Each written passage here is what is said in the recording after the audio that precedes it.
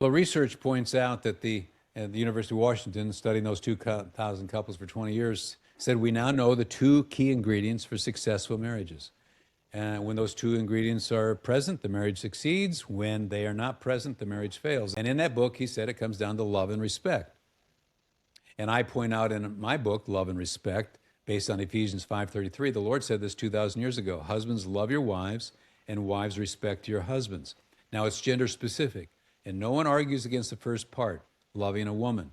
The second part is the area of controversy, because women say he hasn't earned respect, he doesn't deserve respect. I'm certainly not going to do any of these things, but other than that, I'm really open to hearing what you have to say about this. And so we're up against a culture that doesn't really honor what Paul is revealing. If you don't understand this, and I always say, see if the shoe fits, what happens when a wife feels unloved? Her natural default is to react in a negative way that appears disrespectful to him. What happens when a man feels disrespected? He tends to default to a negative reaction that feels unloving to her. It's the criticism, complaint that we talked about earlier, and it gives birth to what I call the crazy cycle.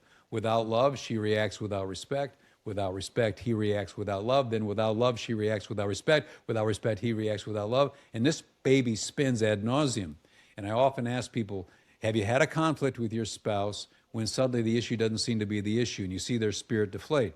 Well, you're standing on their air hose. She has a love tank, he has a respect tank, and you're stepping on their air hose and they deflate. And we can say all day long they ought not to feel that way, and maybe they ought not to feel that way. But here's the challenge. Are we willing to come to a point where we're, as a husband, saying, did I just come across to you in an unloving way? Or to a wife, not fearing this language, did I just come across in a way that disrespected you and dishonored you? Because I saw your spirit deflate. And allow that person to answer, and it's never comfortable.